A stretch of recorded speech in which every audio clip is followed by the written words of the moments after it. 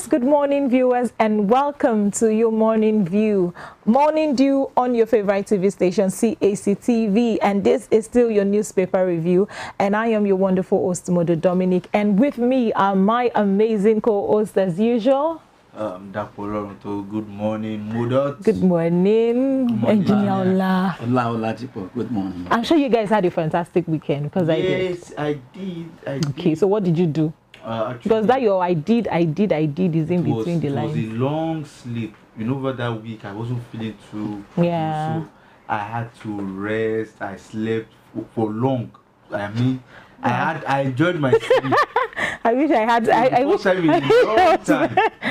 slept for so long that it was food. Even not for food, I wouldn't even wake up at all. Engineer Ola, you hearing him? Like he had time to rest. The same routine. Eat and sleep. Honestly, that's the best thing you need to do for your weekend. But mine was busy, you know, concerts and here and there. You know, when you're a music person, you can't just, you know, let your weekend slide without having to go to this show now. Don't worry, we'll do that one of these days. Okay. All right, guys, thank you for joining us on your Morning Dew and the newspaper review. So we'll be right back shortly after this break to take what we have on the newspaper review. So stay tuned, we'll be right back.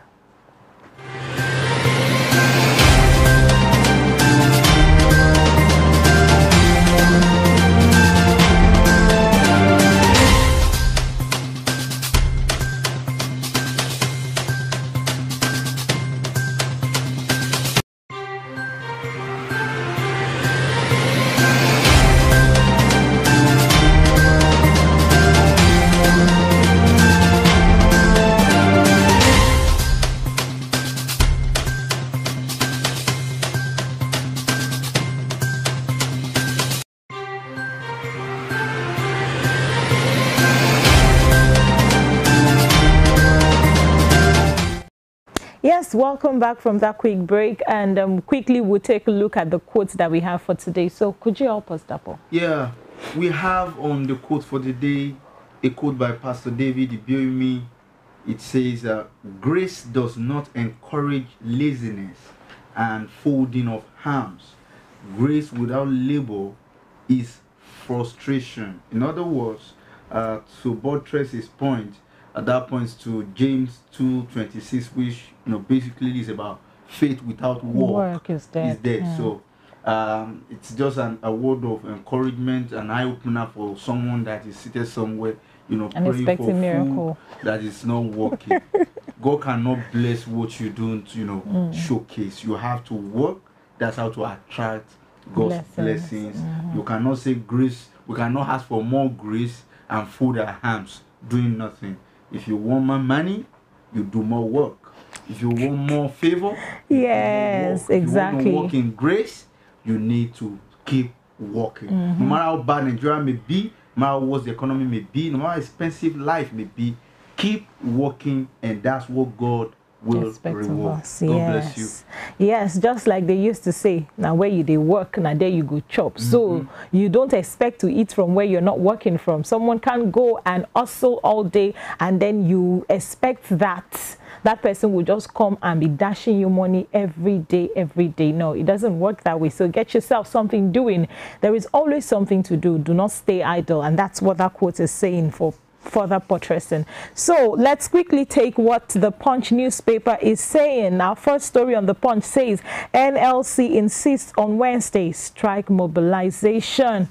Workers, okay, let's see. This story further says that the Nigerian Labour Congress has commenced mass mobilization ahead of its planned nationwide strike, scheduled to begin on Wednesday, to protest the hardship occasioned by the fuel subsidy removal. So this is a story, the first story that we have on the Punch newspaper. So I think I'll start with Engineer Ola. Well, the step that Nigerian Labour Congress is taking is for the benefit of Nigeria, but it's of twofold. When you look at it from another angle, the masses will at the same time bear the pain. Of course, the government has removed the subsidy from the fuel, because, you know, when you allow the market to adjust itself, the action will be upon the masses. And what I think the Nigerian Labour Congress is doing for the benefit of the masses, but at the same time, it's not going to be easy for Nigerians to embark on strike. Nationwide strike, for that matter. Strike. Now, I don't think it's advisable. I don't think it's advisable. I think they should sit down with the government and talk about this thing thoroughly over and over again. And what is the way forward? I don't think strike is the way forward. We are going to be affected, the poor masses, because most Nigerians hand their money daily. The fish sellers, the meat sellers, daily business. Now to survive in this particular economy. But when you now allow the economy, that is the market, to determine the price, the government cannot control the price of commodities in the society. Fuel is not the only problem we have in Nigeria. Exactly. We also have fuel. And also Nigerians are talking about this, our legislators, our senators, the amount of money now that is allocated to them. So people are talking about this. What do we do about this? So if they say they want us to go on strike on Wednesday, but I don't think it's going to be easy at all to go on strike at this particular moment. All right, Dapo. You see, this is a very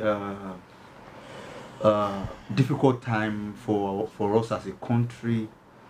But I don't know if you have the time. I would diverse into a bit of science to establish the point I'm trying to make out of the scenario by the NSC. Now, in metallurgical science, it talks about heat as the basic study. Exactly. Now, in that study, it showcases that heat can be generated by three major flames. And that's the red fire, that's the red flame, and then the higher level is the blue flame, and then the peak of it is the white flame. At that point, you have the best of heat to run, metal or whatever you want to make. The situation of Nigeria has gotten to that peak level. The suffering, the heat that people have been, that this economy has generated into people's life has come to the peak. It has come into that white, maybe let's just say blue. Because if it gets to that white flame, what is happening in Niger, I fear. Because who does this? People cannot feed anymore. That's what we are saying. The reality is here. It's not that the news. It's not the news. It's not a journalist now. It is the reality. People are suffering. And this is the only way they have, the legitimate way of saying no to oppression, is to come up with a strike and to hear their voice. You can't be working and then strike. How do we assemble and say we don't want this if we don't go on strike? Okay, will I leave the office and go now and say, okay, government will listen to us? Who does that? So all of us had to leave our job, come together and say, excuse me, sir, we need a reschedule of payment or something. We are not asking for palliative or anything. People are just saying that redress these policies and let's it be subsidized to a point where people can also relate. I think I want to add to what he has said. Okay. Now, in every society, when you allow the market to determine the price, then you are in problem in economic terms. When you look at it, what they are demanding for is that they want the government to fix all our refineries. And when you look at these refineries, you realize that the first Nigerian refinery was built in about 1965, thereabout. That is in Port Harcourt. And what is the capacity of the refinery then? Maybe about 35,000. That is per day. That is what the amount of crude oil that the refinery can refine, 35,000. Then 1965. The second refinery, I think, was built 1999. Now, when you now look at these refineries, maybe about 15% maximum operational capacity that cannot meet Nigerian demand. But when you look at this refinery, you realize that the problem is that it has become let me use the word obsolete. That it's not functioning at all. Maybe 15%. So government is spending lots of money into this every time. What happens? And then there's no result. When there's no result, what are you going to do about the refinery? And okay, look at also at the same time look at transportation. And now in Nigeria today, our problem is transportation. Government is not providing adequate buses. Let's talk about Lagos, for transportation in Lagos. So these are the areas that we have to look into. By going on strike, we will add more to this our suffering. And then again, look at these illegal refineries abound in Nigeria, modular refineries.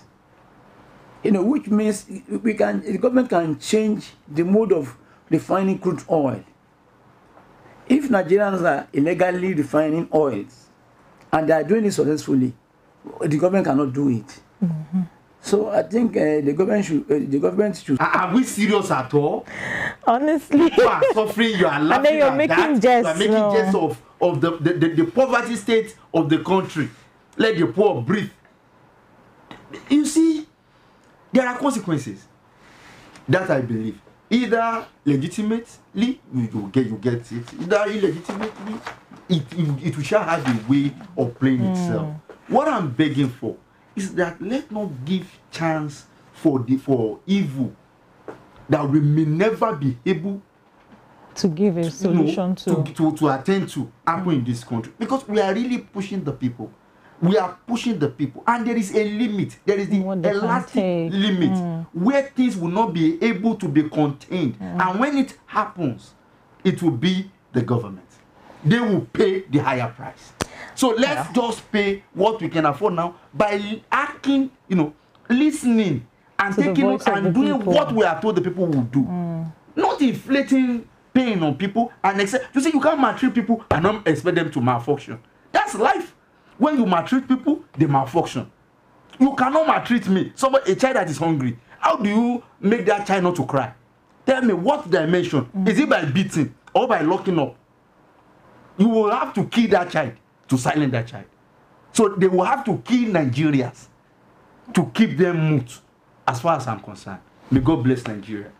Thank you so much. And I last week I stumbled on a post that someone made and just said that we pray we don't get to a point where we have to go back to the state where we had, the Lekki and the NSAS protest, because with the way it's going, they are really, really pushing us. And I pray that we don't get to that point, because it's just one drama we are trying to recover from, and we don't want to go back to that. So let's take the second story. And the second story says bomb blast kill 1, injures 12.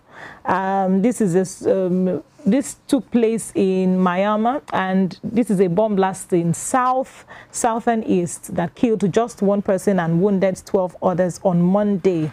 And the official said that this violent clash had rammed up some of the military disposed, in this, I think is August San and Suu Kyi's civilian government in February 2021. Unleashing a bloody clashdown.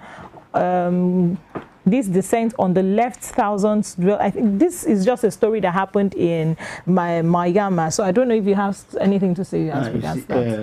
In Burma, the head of the government, her name is Aung San Suu Kyi. It's a civilian government. But there was a coup in February 2021, 1st of February, and she was overthrown. Since then, there have been crises, in Myanmar, and many people have died. Economies in shambles, political imbalance is spreading across. Many people have died in that country, and there's no way it can be resolved now, except they go back to democracy. People are suffering. The livelihood, the way they live their life, they are living absolute poverty. If you have ever been in Asia and you walk maybe along Singapore, Thailand, or Malaysia, you are familiar with the Burmese. That is people from Myanmar. We call them the Burmese. And these Burmese people, they are like, how would you put it?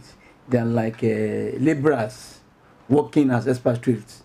They work in the kitchen, they do manual jobs. The economy is not, of their nation is not okay at all.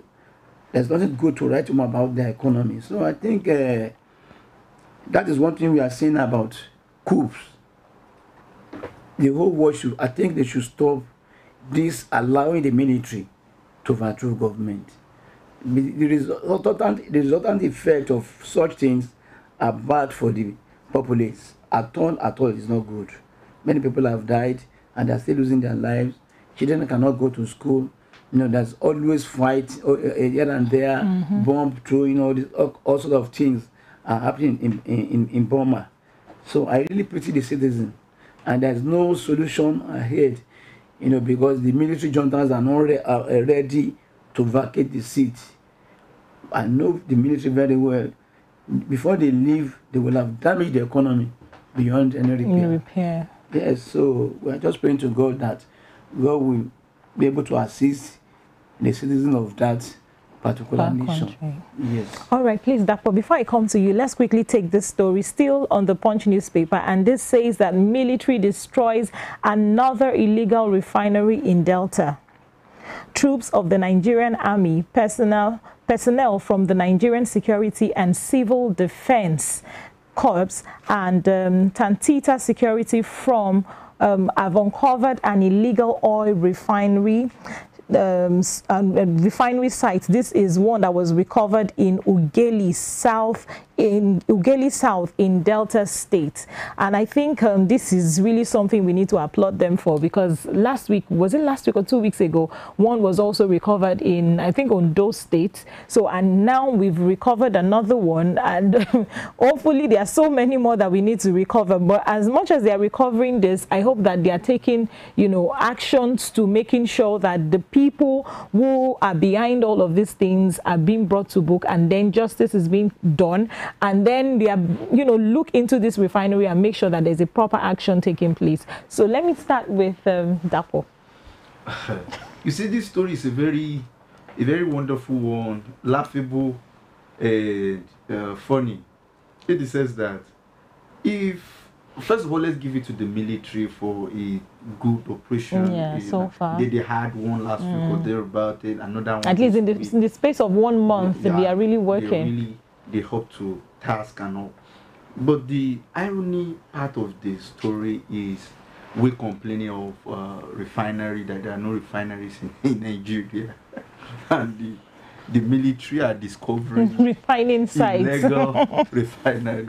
Well, maybe we should also look for the owners of this one and give them license and say, let's constitutionalize you. You become our official while we are waiting for Brother Dangote to finish up his own refinery. Because as it is, I'm just saying, it may be funny, but I'm saying, who are the people behind? Because they are called a refinery. The word refinery means that they get cooked, they refine it. It's functioning. I doubt they have not mentioned any white person here. In Delta here. Okay, you are from... you are not from Delta. No, I'm not from Delta. I would have asked you that your people, but they are still closer to you. Anyways, these are our citizens. If the U.S. police used to do something when they get maybe a criminal that is of a high class, they don't kill them. They get all the intelligence they will need. How do you do, or hacker? When they arrest such people, they interrogate them to. They use them to unleash even attacks and all. So with this, we can use these people to standardize our refinery here in Nigeria. How do you do these local ones? How can we incorporate you? Like if we are giving Boko Haram amnesty, these guys, we can give them a mental amnesty. A productive amnesty that will enhance our refineries, recycling of oil and all of that. So, for me, it's a win-win for us. We are discovering talent, even though they are criminals, but we can use them for a betterment of the country, a better means of producing our oil. God bless Nigeria. Now, you see, these people, what they use is called a modular refinery. That is a modern technology. used all over the world. And it's a simple method of distillation. When you distill crude oil, you get varieties. You know, that is when you get diesel, you get kerosene, you get engine oil. And it's like a small scale plant that you can even erect maybe one or two in this our studio. You know, very easy to maintain, and then easily they get what they want from it. You know, Nigeria can have as many as about 10,000 in the country, that is to refine our crude oil. But our government is not doing something like that. I think what we should do is that, like I said now, the government should look into how we can incorporate modular refinery, that is distilling our crude oil to get various types of oil like kerosene, diesel, engine, and all the rest. It's a very good thing, but the military are really trying, because they are really trying now. And then I will say more grace to their elbow. For doing this, they should continue, and Nigerians should support them. That if they can bring all these bad boys to book, think we have a card to score. Yes, they deserve an applause. Kudos to you, sir. They deserve an applause for that. Okay, lastly on the punch before we go for a quick break, and this says that Uncover CBN, NNPCL, MES, Economics Group tells Tinubu's special investigator. Economics and Civil Society Organization has backed the appointment of a special investigator to probe the Central Bank of Nigeria, Nigerian National Petroleum Corporation Limited, and other government business entities by President Bola Ahmed Tinubu. So that's the last story that we have on the Punch newspaper. So let me start with you, Engineer Ola. You know, when you have people to investigate public spending, it's a very good step. My prayer is that the government will be very, very holistic on what they want to do now. When you say, oh, there are lots of investigations in Nigeria that have been carried out, at the end of the day, no result. Okay, like confab that President Jonathan did at that time, till today, nothing has come out from that confab. So this private investigators is a very good step towards recovering back Nigerian monies that is still hanging around in the country. Yeah. Now, I think the government is saying that they should look into NNPC. That is the main concern of all Nigerians, because this is the root of poverty in this country. It's supposed to be root of money making in Nigeria, but it's root of poverty, NNPC. So if there are investigators, private investigating company, look into the affairs of NNPC, I know many heirs will roll. I know everybody in Nigeria knows that the president is thinking towards the right direction. Yes. That, oh, I know if this department is investigated, Nigeria could there's a lot. There's a lot to uncover. Yes, lots to uncover. Just in a brief story. Just in a brief story, what do you have to say? I doubt I have anything to add to what engineer has pointed out. I would just encourage the team that they should put in their best to uncover as many uncoverable as they can. To ensure that we have money in this country. All right. We are bringing anybody to run. So even as we cry, we need that money. All right, thank you. We'll be right back shortly after this break to take more stories. Stay tuned.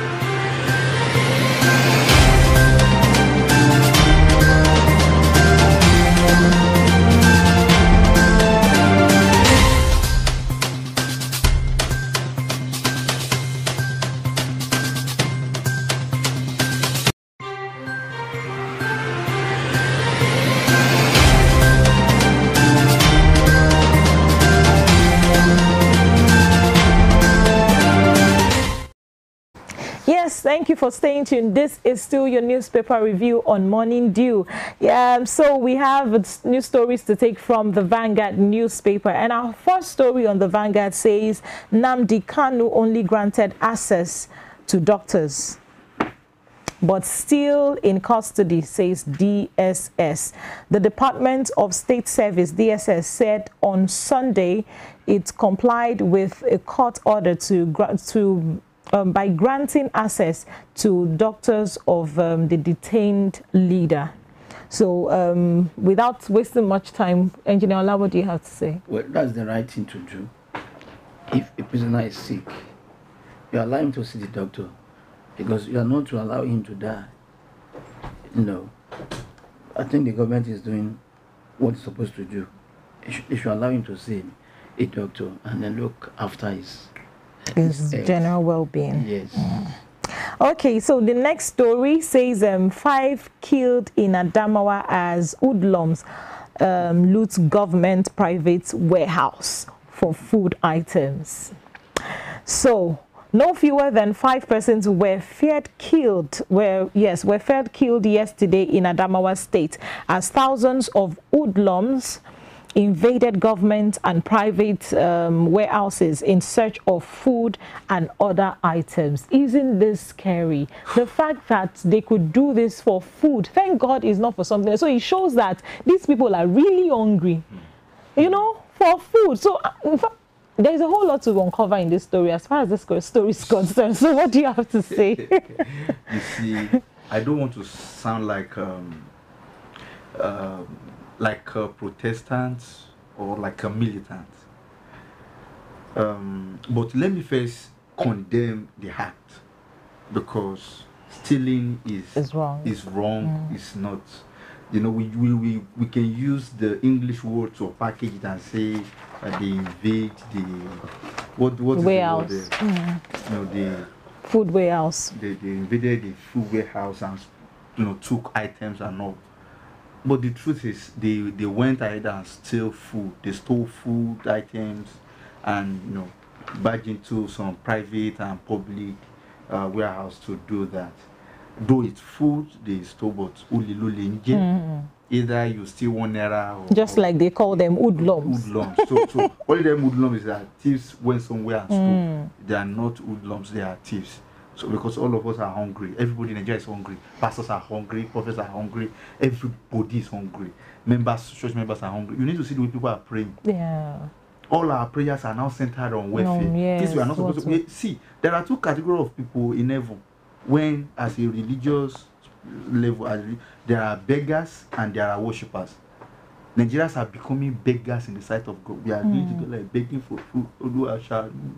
People are now totally beggars instead of us to be worshiping God. This is what the system is turning us to, and it's turning some people. You know, those we just called what do you call them now? Hoodlums. They are turning to thieves. You know, from being an hoodlums to a standard thief. For you to break a warehouse, do you know how strong a warehouse will be like? To break through and to start looting stuff. That's a whole lot. So I just want to appeal to the government to please, all the potential. These are the people we call the future of the country. Exactly. They are not supposed to be turned and refined into hoodlums and thieves and smugglers or what have you. They should be. We can do better. We can do better. And I believe all those involved, the president, the governors, they will look into these matters and see how to appease the human gods. And looking at the numbers, they were actually at least, you know, with what the news says, that at least 45 persons were arrested.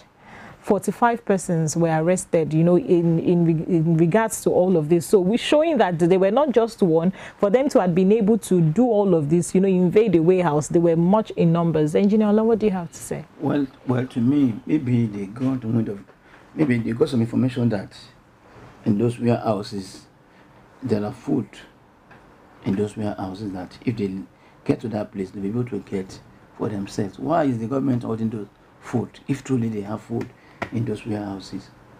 Though stealing is a very bad thing, but the government should look at it that, hey, we must not encounter any revolution in Nigeria now, presently, because of the way things are going.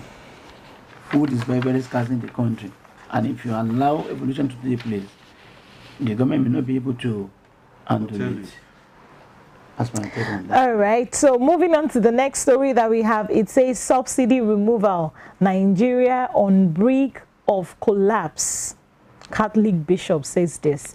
The Catholic Bishops Conference of Nigeria, CBCN, yesterday raised the alarm that the removal of fuel subsidy without cautioning the effects has put the country on the brink of collapse. And this was a story, this was said by, you know, the Catholic Bishops organizations. So what do you have to say, Engineer? Nigerian Orientation Organization, an orientation agency, NOAA. The role of that agency is to give us information about the position of government on certain subjects. Everybody is talking about this fuel subsidy removal, but we know very well that there's nothing the government can do now to look into this matter holistically. If we don't remove the subsidy and we keep on borrowing money, economy will collapse. If we remove the subsidy without palliative, Nigeria will suffer. So what do? Well, it's like we are between the Red Sea and the Pharaoh's War. You know, the Israelites are running away from Egypt, and this is Red Sea confronting them. What do they have to do? So the government, again, it's like the Nigerian prophets are now ringing the bell that, hey, calamity is coming. If nothing drastic is not done now, government has to again look inward. What are we going to get to reduce the effect of this subsidy removal? Because the mainstay of the economy, what controls Nigerian economy now, and what controls the life of everybody in Nigeria now, is petroleum. Without petrol, what can you do? Everybody is affected. Like I've been saying, we have alternatives to that in this country. Government is not looking into that. Okay, people are talking about solar. I want to tell you that in India, now they have solar rickshaw. Rickshaw means keke maruwa. They have some keke maruwa using solar energy to operate in India. You know, Nigerians, we say we have universities, which means our university is not functioning very well at all. All the graduates from this university have to devise means of survival. And the government has to encourage them. We rely so much on foreign technology. Now the problem has come now. We cannot refine our own crude oil. You know, see now, if you can refine our own crude oil, there will be no need for us to import crude oil. So we import refined petroleum from abroad. So all the crude oil we have in Nigeria, we still import refined petroleum into the country. So the government has a lot of work to do. This is a bell ringing that is a warning in the desert that Nigerians be careful. Famine is coming, and famine can lead to riots, and riots can lead to civil war. Anyway, we're still hopeful that we won't get to that point. So moving further, we'll look at the story. Okay. Before you make that movement, you see, these bishops are not speaking for themselves. Exactly. Because every bishop in Nigeria can afford anything. I tell you, particularly all these basics, they have enough to hit. They are actually speaking for the people. Because people go to them. People don't go to the local government chairman to ask for things. The closest to the people are the priests. So people go to them and register their needs. The daddy, we have not eaten since yesterday. We have not hit. We don't have what to eat even after the service. And today. I'm sure that they've registered the whole lot of amounts of this going on. Let's look at the subsidy that was said to be removed. Has anyone asked that if we take from the 165 that it used to be, or is it 165 or 185, and now take it, compare it to 617, and take the differences, and now back date and estimate, are we truly paying up to that? Can government afford that if we are to make a reverse? Engineer, if we are to say 615 minus 165, how much do we have left? And multiply by what we are using now currently, or what we are using then, and now do the calculation and see, okay, is it true that we are actually spending up to this? Shouldn't we be thinking of maybe we should pay for just this, if this is what we'll be consuming, while we await the operation of our own refinery? Well, I think the essence of removing the subsidy was to fix the refinery. Well, is to look in the way of the refinery that from Dangote refinery will be making oils, and then nobody will have to cry. But as it is now, there's no refinery. People are suffering. But you see, I'm coming, engineer.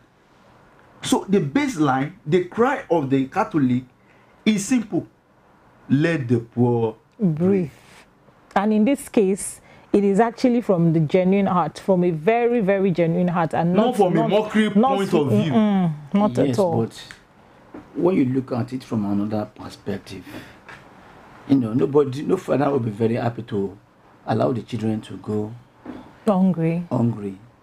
He has to do the best he's able to do at that particular moment. Nigeria will import fuel into this country in foreign currency. And today, when you look at what determines market price in the country, is the exchange rate.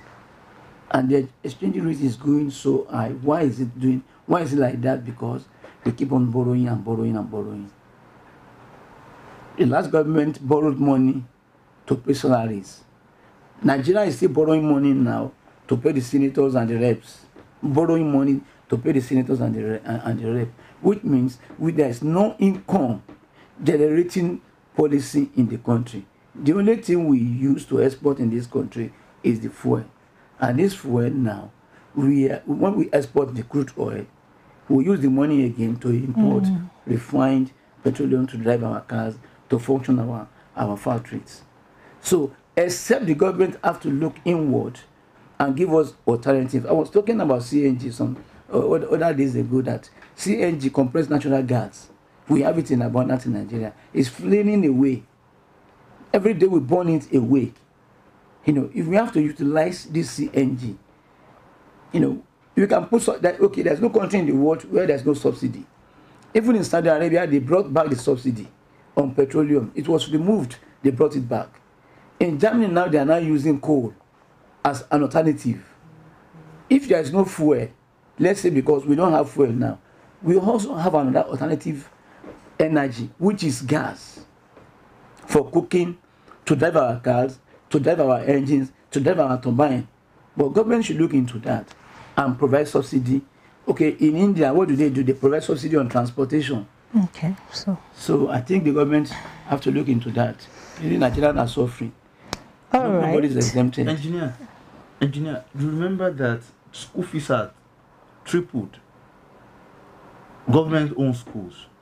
Are you aware of that, sir? No, I don't think that has taken effect yet. Government is saying that. Wait, officially. What I'm asking you is because so you can equally add to your message to the government as things they should look at, because I think you will have a better way of saying it than I would. I don't know how I'm going to put that across. Because if feeding is on the high price, and now the people can't even now go to school. Hey, is this poverty par excellence? That's what we're trying to bring on the people. And now, as much as we're crying, we want the children to go to schools, and then we'll be having a lot. There will be lesser people to even apply. And what's our number as per what's the percentage of people who are educated already? Let's not impoverish ourselves going because we want to raise money. It is the government for the people. It is for the people. By the people, for the people. All right, so let's take okay, I think we'll just look at one last story. This will take the story from the Nation newspaper. This says Ondo gets skills Skill Acquisition Center, Nigerian National Petroleum Company Limited, and Total Energy Upstream Nigeria has donated a skill acquisition center to Ondo State government. So I think that one is clearly stated. So the next story we have is killing. We seek reps intervention. This is still the story taking place. One of the story in the Nation newspaper. It says killing. We seek reps intervention. Let me start with you, Engineer Ola, quickly on this so we can. Well, I think that is from the southeastern part of Yes, Nigeria. yes. The government has to look into that and send security agents to look into that. All right, guys, thank you so much for staying tuned. This is still your newspaper review. We'll go for another quick break, and when we come back, we'll have a news analyst in the house, our sports analyst in the house, and he's going to take us in the world of sports and let you know what is happening currently in the world of sports. So stay tuned. We'll be right back.